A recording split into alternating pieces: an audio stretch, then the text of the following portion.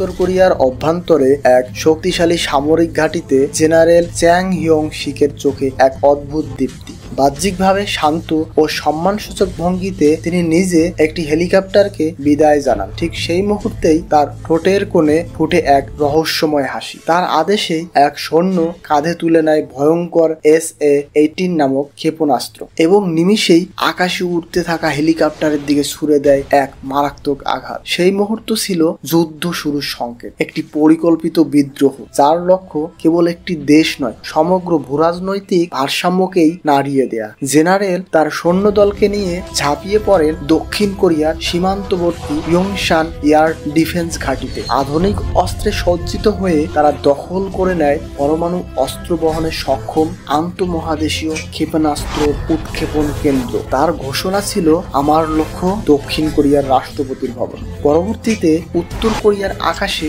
পাঠায় একটি MiG-29 যুদ্ধ বিমান। 38তম সমান্তরাল রেখা পেরিয়ে প্রবেশ করে দক্ষিণ কোরিয়া সীমান্তে। দক্ষিণ কোরিয়া স্যাটেলাইট তাৎক্ষণিকভাবে শনাক্ত করে অনুপ্রবেশকারী যুদ্ধ বিমানটিকে এবং যুদ্ধ বিমানটিকে বাধা দিতে দুটি F-15 জেট উড্ডয়ন করে। কিন্তু অবাক করে দিয়ে MiG-29 এর পাইলট তার বিমানের ডানা কাঁপিয়ে ইঙ্গিত দেয় যে সে আত্মসমর্পণ করতে চায়। দক্ষিণ কোরিয়ার পাইলটরা ধোঁকা বুঝতে না পেরে তাকে ঘিরে নিরাপদে ঘাঁটিতে ফিরিয়ে নিয়ে যেতে থাকে। ঠিক তখনই আর একটি MiG সীমান্ত পেরিয়ে প্রবেশ করে। দ্বিতীয় F-15 এর পাইলট অনিল তাকে থামাতে ফিরে যায়। সেও একই সংকেত পায়, আত্মসমর্পণ। তবে ঘটনা এতটাই নিখুঁতভাবে অভিনয় করা হয়েছিল যে অনিল কিছু বুঝে ওঠার আগেই শত্রু পাইলট হঠাৎ 360 ডিগ্রি ঘূর্ণি দিয়ে প্রথম MiG এর পিছনে ছুটে যায় এবং ছুড়ে দেয় হার্মস মিসাইল, যা পরিণত হয়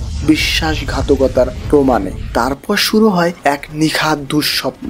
MiG-29 ছুটে চলে সিওলের দিকে। শহরের উপর দিয়ে নিচু উচ্চতায় উড়ে যেতে যেতে সে গোলাবর্ষণ করে এবং গুলি চালায়। উন্মুক্তভাবে ছুটে যায় 63 নাম্বার বিল্ডিং। এটি দক্ষিণ কোরিয়ার সবচেয়ে উঁচু অট্টালিকা। F-50 জেড তাকে থামাতে চায়, কিন্তু শীর্ষ কমান্ডারদের নির্দেশ শহরের সাধারণ মানুষের ক্ষতি হতে দেয়া যাবে, তাই কেউই গুলি চালাতে পারে না। শেষ পর্যন্ত এক পাইলট নিজের জীবন বাজি রেখে MiG-29 কে শহরের সীমার বাহিরে টেনে নিয়ে যাওয়ার চেষ্টা করে। তবুও শত্রু পাইলট তাতে ক্ষান্ত হয় না। আক্রমণের সময় পাইলট দাসুন ভয়ঙ্কর ভাবে আহত হয় ও ইজেক্ট হয়ে পড়ে যায় শত্রুপক্ষের এলাকায় এবং সে ধরা পড়ে যায়। এই সংবাদ বিশ্ব জুড়ে ছড়িয়ে পড়ে।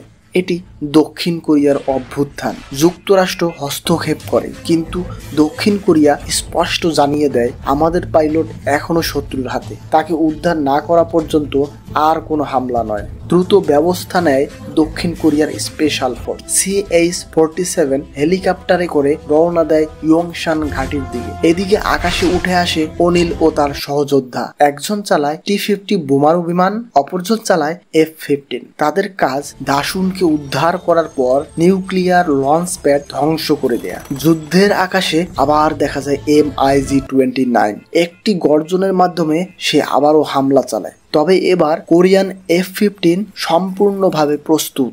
আকাশে শুরু হয় শ্বাসরুদ্ধকার ডগ ফাইট। দুটি যুদ্ধ বিমান একে অপরকে ঘিরে ঘূর্ণি দিয়ে উঁচুতে উঠতে থাকে। MiG-29 এর ইঞ্জিন দম ফেলে আর F-50 পেছন থেকে তাকে গুলি চালাতে শুরু করে।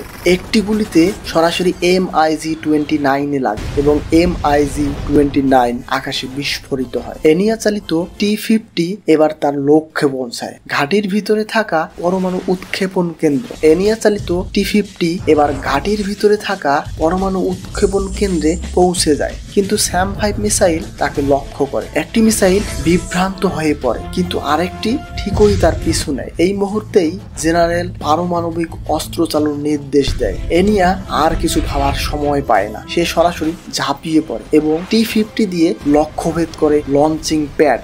একটি নিখুঁত বোমায় এই সিস্টেমকে ধ্বংস করা হয় এবং রক্ষা পায় ব্লু হাউস বা রাষ্ট্রপতির ভবন। কিন্তু পেছনে থাকা মিসাইল তখনও তাকে ধাওয়া করতেছে। এনিয়া নেয় এক জীবনের ঝুঁকি, একদম ইঞ্জিন বন্ধ করে দেয় এবং 45 ডিগ্রি কোণে মাঝ আকাশে দাঁড় করিয়ে ফেলে বিমানটি। মিসাইল তার গতির চাপে কনফিউজড হয়ে সামনের দিকে চলে যায় এবং সেখানে বিস্ফোরিত হয়। এনিয়া আবার ইঞ্জিন চালু করে এবং সে বেঁচে ফিরে আসে।